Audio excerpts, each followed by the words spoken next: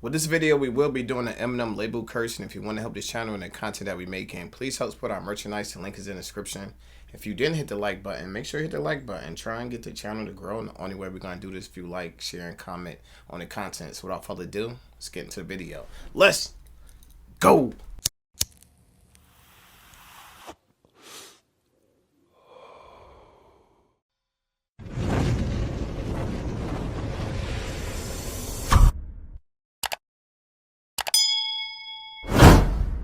Chi, get the yayo. Get the yayo. Eminem is one of the biggest stars in the history of hip-hop. Facts. Because of that reputation and commercial power, it's often assumed that just being near him is enough to uplift your career. But if you take a look at his track record when it comes to signing artists to Shady Records, his success rate is scarily low. At this point, it's so bad that it's a miracle anyone even still wants to sign a deal with his Aftermath-backed label. As the label turns 25 years old, they've racked up a huge catalog of failures that has left too many talented spitters to wither on the shelf, taking their best years as an MC from them to the point that they usually end up barely escaping with their careers. But is Eminem really the one to blame for their failures? Or can someone make the argument that the artists did it to themselves? It's your boy Luesta, and today we're investigating some of the stories of the rappers who signed to Shady and how it all went wrong. And by the end of the video, I want you to comment down. I mean, I can honestly say it's hard to get an artist to blow and pop. It's not as easy as people think it is. Just standing next to them and it pops. You can do everything you can for artists, and the public just don't perceive them the way that you want them to perceive them. Yeah, I mean, it just is what it is. Yeah. You know what I mean? If you got the glow, like Bruce Leroy, you gonna glow. They say like basically like 10 out of every one really blow, and that one helped pay for the other 9 that failed. Yeah, because I mean, a lot of this, I seen a couple artists on that list who I was like, that artist is dope. Yeah. You know what I mean? But it's Obie just, Trice. Yeah, you just Yellow don't Wolf. see everybody's name out there like that. Like back in the day, you could just put an artist out there, give them a little push, but that's all you needed. Yeah, it's cluttered now because there's so many more people. It's like before it was only a little bit of option to artists, but now it's like artists drop every day. Yeah, it's cluttered. You got to really find or be on it to hear it. Facts. Down below, who's at fault for their downfalls. This video is brought to you by Manscaped. Manscaped to chew waterproof to grow in their smells of the beer being turned a powerful run at Shady is none other than Obie Trice. Obie Trice, real name, no gimmicks. Hailing from the same city as M, Detroit's own Obie Trice, real name no gimmicks, first caught Shady's attention while the rapper was still on the rise himself. It was a hot summer day and Eminem just dropped the Marshall Mathers LP. I shot out there from the hood, jumped in the Regal, shot up there to the studio, and spit for him from the passenger side of his car and gave him a CD, and he was like, alright, I'll holla. I really didn't think nothing of it. At that time in my life, my whole thought process was all fucked up. I ain't really seen the future with what I was going through. It wasn't like, oh my god, I just met Eminem. I really didn't see the vision that I could be saved or found like that until I got the phone call that they were ready for me. He changed my life around. He definitely changed my change in my pocket.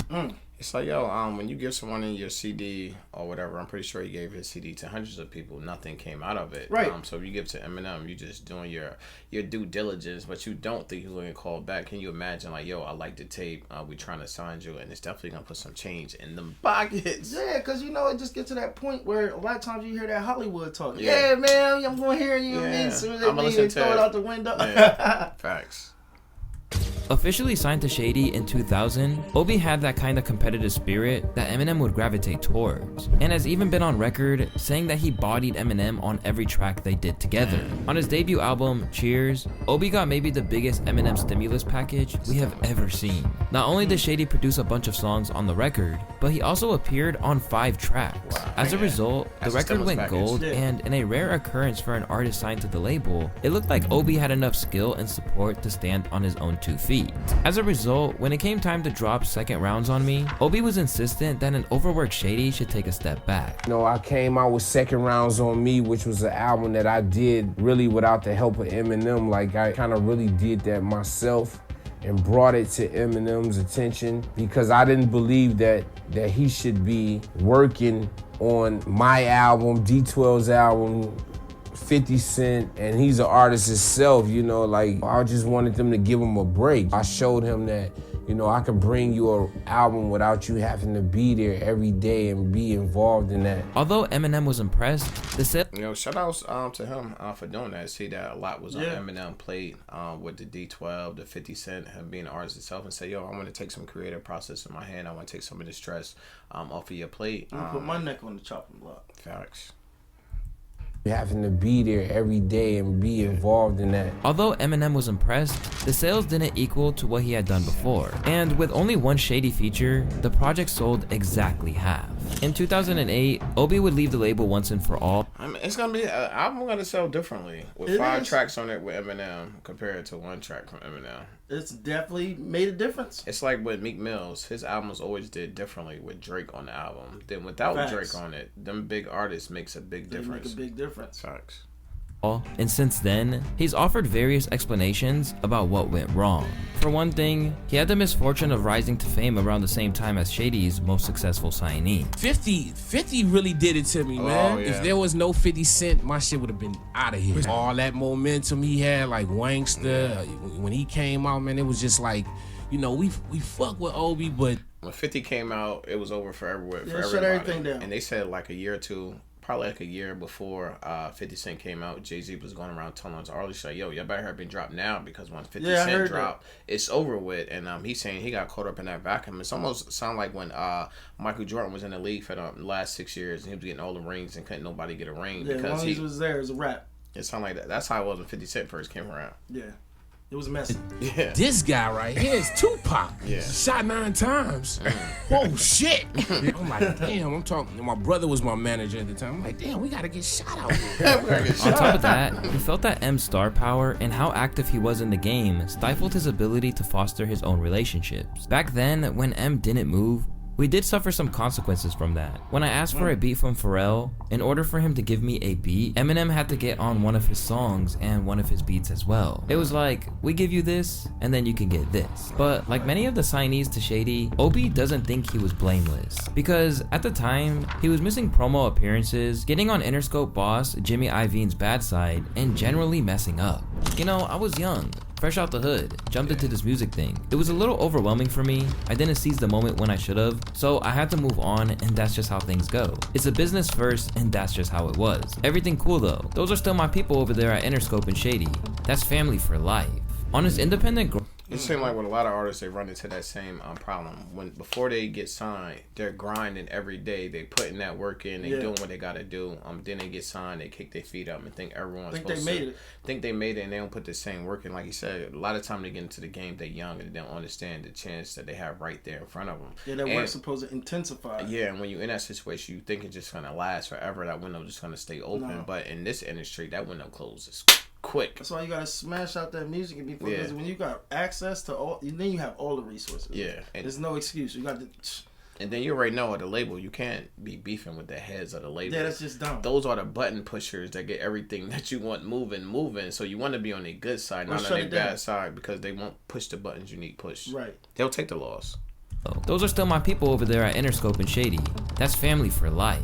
On his independent grind since 2012, Obie is still immensely respected by fans who remember those early days of Shady. The only issue is that once he's left the label, no one beyond his hardcore fan base are really checking for him anymore. Unfortunately, he wasn't the only one who suffered this fate, and it's one that Stat Quo knows all too well. A Dirty South lyricist who was killing it on a regional level, Stat Quo signed in 2003. Alongside 50, he was the only other artist to be signed to both Dre and Shady at the same time. With that kind of buzz he had, and how much additional fanfare he received after his appearances on the compilation album The Re-Up, Quo's debut album, Statlanta, was constantly teased. But sadly, the record wouldn't emerge until after he had been kicked off the label. After repeatedly being stalled, Stat got frustrated about the direction of the project, and in one ill-advised attempt to assert his authority, he lost his connection to Eminem. It was a song called Dance on It. M wrote the chorus, and M wanted me to say the chorus, and I thought it was not good. If I would have said, yeah, that's it, that's the one we going with, then I would have got my album. But I tried to be on some, nah, I don't like that, that ain't a hit. And I really was arguing with like the top selling rapper of all time on what a fucking hit was. What a dumb idiot I was. My exact quote was, I'll put it out if you stay on the hook. And then I said, well, if you give me $1 million, then I'll put it out. When I said that, me and Eminem went like this. He's like, I'm over here doing you a favor. I'm giving you a hook. You feel what I'm saying? Yeah. I don't even work with everybody. I'm taking my time out to work with you. And then you want to talk about giving you $1 million. I just gave you $1 million hook. And if you can't realize that, I definitely don't need to be working with you. No reason for us to continue. You know how many people want to work with me and I'm working with you and you got this type of attitude? Yeah. Right now, I'm on top. Yeah. He's like, he took the attitude like, I'll show you. Yeah. Facts. I'll put it out. When I said that, me and Eminem went like this. He was mad as shit. Having stayed on the independent circuit ever since then, Stat's true potential as an elite Southern MC was never fulfilled. Now it seems like he feels some type of way about that, as if you believe D12's Bizarre, Stat allegedly ghostwrote the game's Black Slim Shady diss. So you weren't a fan? Oh, that song? No, Yeah. No. I think he could have did better. Yeah. Or Stat Quo could have did better. Oh, snap. What'd you say? Or Stat Quo could have did better. What are you trying to say? Hey. Are you saying Stat Quo helped write the song? Hey, I ain't saying nothing, man. Shout out the game, man. Where Stat might have turned his back on Shady. Wow, that's crazy that he said that, because, you know, Game always hollering, I'm the top 10, I'm one of the top 10s, top rappers, da-da-da-da-da-da-da. You got ghostwriters? Yeah, that's what it sounds like. It's crazy. That's wow. The same can't be said for Cassius. A Californian MC who became known as the greatest rapper in Orange County, Cassius jumped at the chance to sign with M's label in 2004. In fact, an entire barbershop overheard his conversation with Shady. Once M called, like 2 days later, I was in a barbershop, you know what I mean? And he called, I'm like, I put it on speaker, I'm like, nigga, this Eminem. Listen, hear this voice, this Eminem, right? Niggas like, what? In the barbershop, like, yo, this is Eminem. I'm up out of here. It was nice knowing all you busters. You feel what I'm saying? I'm up out of here. I told you I was a make it. Ain't none of y'all believe in me. You feel what I'm saying? It's crazy. I can't even imagine that call. Could you imagine that call? Yeah. I can't even. And you in the hood in a barbershop. Probably got like $20 in your pocket, and that's just for the cut. Yeah, just get the edge up. Eminem was on your phone.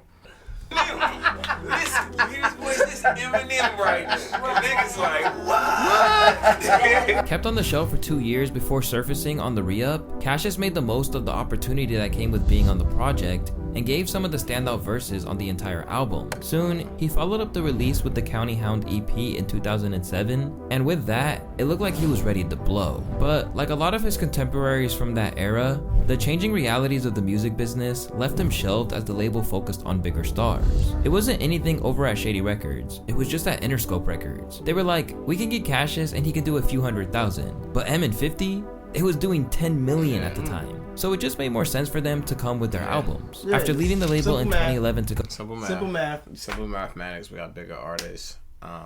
So we're going to just keep you over here and try to get you more of a buzz and more of a fan base. We're going to focus on this. If we don't, you're going to get overshadowed by these products anyway. Yeah, because their projections are more than we'll ever see if we put everything into you. Yeah, and you know, they didn't even give them the alley-hoop of even putting them on those albums. Because you got to think, if you would have, all right, you focus on M and just 50 Cent. Give me a feature on M. Give me a feature on 50 Cent. And then put my album out. I was going to do better. It was the hell I can't even get that alley-hoop. Go independent. Cassius believed this era basically represented the beginning of the end of Shady as a company that could really push stars. It's the politics of the game. Sometimes at a label, you spend too much and you gotta bring back something into your parent company, and they have to go with the top acts at that time. Obie Trice's Second Rounds on Me had come out, and they didn't really push his album as they should have. That started a downfall for us as a company at that point. So M had to come out and do the most with our albums to make that money back. Obie's album was slamming, but it don't matter how dope your project is. You see what happened to some of 50 Cent's last project. It don't matter how good it is. If you're not getting the right promotion, you can only do so much. Renamed The Art of Dying, Cassius' debut album wouldn't be released until 2012 and never made anywhere near the impact that it could have if it had been released on the major label Imprint. But by Cassius' own admission, he, much like Eminem, had his own demons to fight at the time. Cause I wanted to release music, and at that point, it was a struggle, like a personal struggle, you know? Like I used to, before the era became cool, like I was like, for real, like a, you know, a pill head dude, like, you know, like 100 Xanax, 100 volumes, like his documenting people, like they ain't nothing to brag about, cause somebody could probably die trying to play like how I was playing in. So I wasn't as interested in the music as I should have been. A man who is still connected to the Shady system as a writer, Cassius has always went to bat for Eminem, and even dissed Benzino when their feud bubbled to the surface once again. I ran a search on Benzino with Google and Play. Just pictures a motel with some nigga he babe. But where Cassius thinks his own... We was around, we was reacting around that time when that when it dropped, when Benzino dropped, and then he came and responded. Then we reacted to an interview of Benzino. I forgot he was talking to Tony the movie star, Michael the movie star, whatever his name was. But he was basically just showing his maturity, and he was just like Obie Trice was saying. I'm not Obie Trice. Stat Quo was basically saying, like, when I was younger, I was young and I didn't make the right moves I should have made when I was in that situation. Right. His story sounded a lot like the Stat Quo story. We're just talking about how they didn't take the best chances with the opportunities that they had in front of them.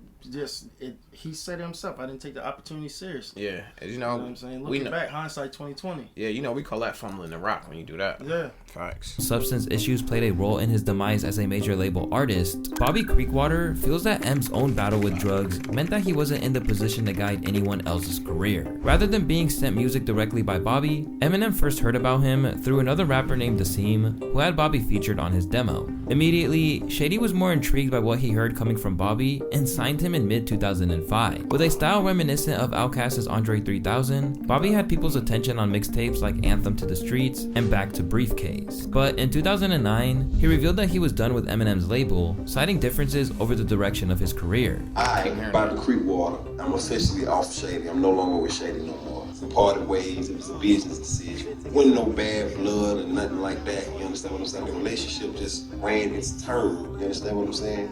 And as far as Bobby Creek is concerned, I got big plans for Bobby Creekwater. You know what I'm saying? So that particular relationship wasn't helping as far as the plans I had for Bobby Creek.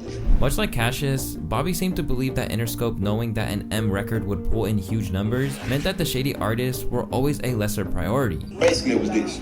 M or Shady had to pay some bills because they had released some projects that didn't do as well as they planned or what have you. So M had to go make that right. And M making that right, Creek will have had to do more waiting.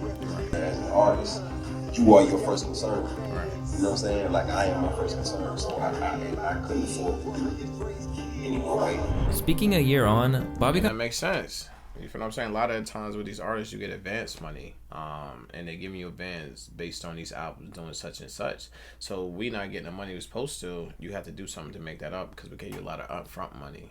Right. And he was just making it right because when you're an artist, the one thing you don't want to be is in debt to the label. At all. Because it's just hang over your head. Yeah. And there's no way to be fully creative while you think about the bills. Yeah, you thinking that everything you got about to get repoed and taken from you. Yeah.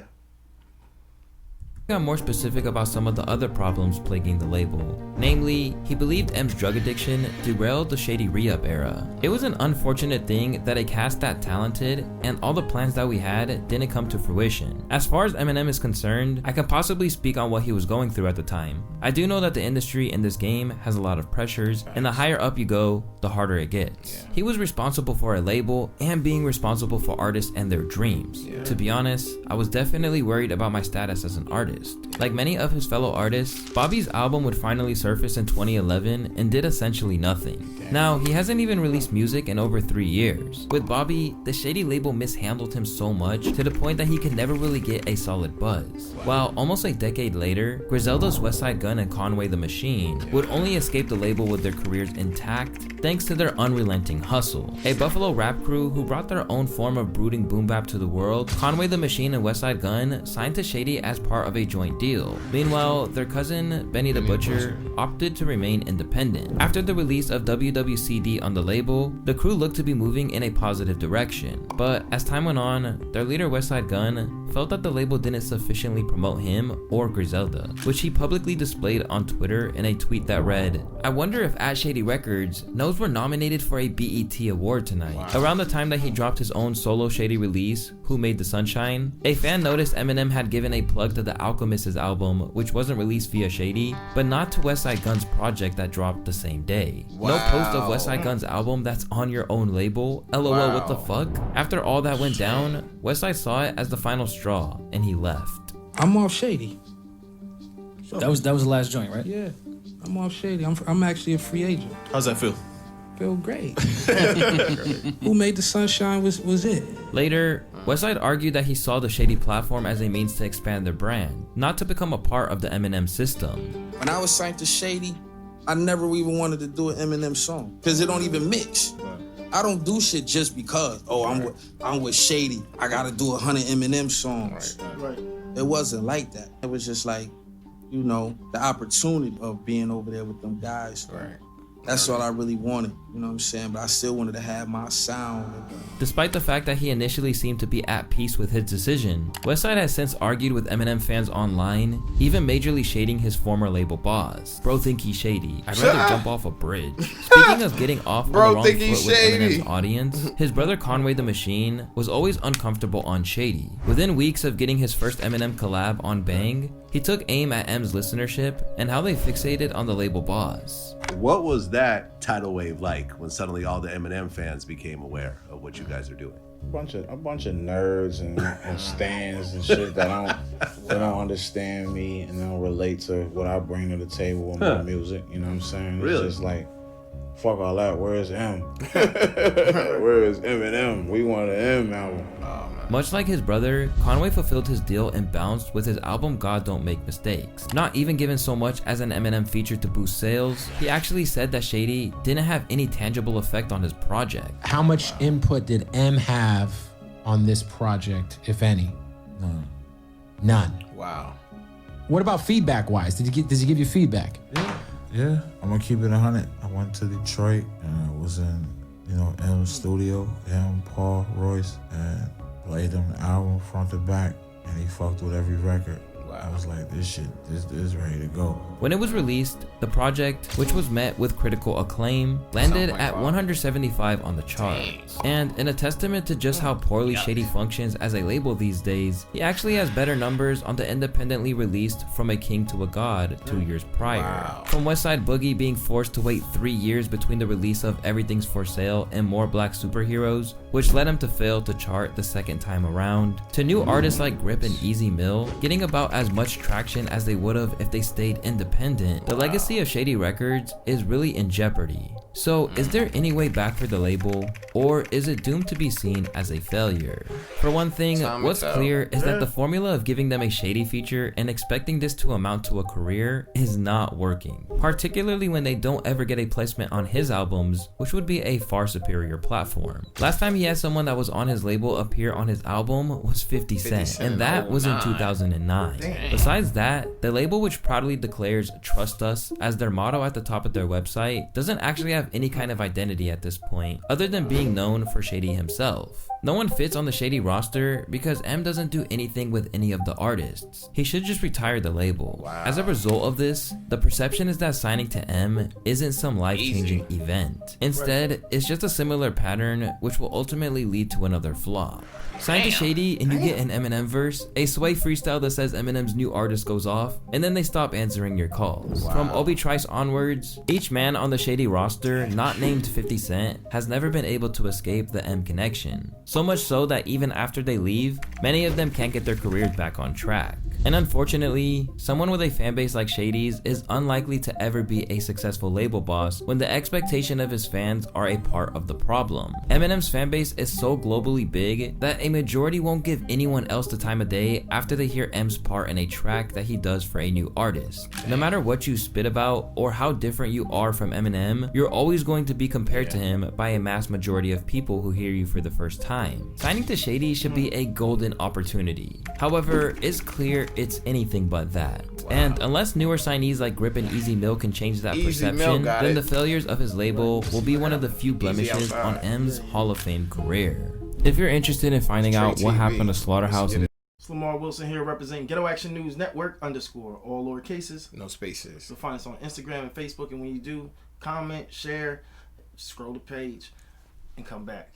I'm gonna get right at this. This is crazy when I sit back. Like, I think about a couple of the artists that was there and they kind of disappeared, but I didn't know it was quite as many until you sit there and you kind of put it all together. It's like, damn, it looked like a bad deal. I'm glad a couple of them was able to get out of there. Westside Gunner and Conway got up out of there. But it's cool because when you hear the people talk, none of them really had anything bad to say. They just was like, this ain't the situation for me. And I think that says a lot as well. We're going to see what happened with Easy Mill. Yeah. What you think? I think it's a crazy situation, just the music business situation. It's like getting drafted to the NBA. They just drafting your potential, but that don't mean you're going to come into the NBA and be a star. It don't even mean that you're going to be in the league 3 years from now. It's just a tricky business. Like that is the same thing with the music industry. All you could do is you hear somebody, you think the public going to like them, but they might not like them the way you like them, and it's nothing you could do about that. You could put money into them. Like they said, it was a lot of situations with Eminem where he had to focus on himself, and because they didn't make the money that they were supposed to make, and they had to do stuff differently to make the money, and then some of them was like casualties of war, because they had to keep the label going, because you put a lot of money out and the label want to see some of this money come back in, and if it's not coming back in, we got to switch up this business model that we're doing, because we can't put these artists out and go further into the hole. A business is not going to be running that long if that's your model, is just keep dumping money you're not seeing a return on. It's just not smart business. Can't wait to see what else come from the situation. But until then, it's your boy Trey TV, and I'm out.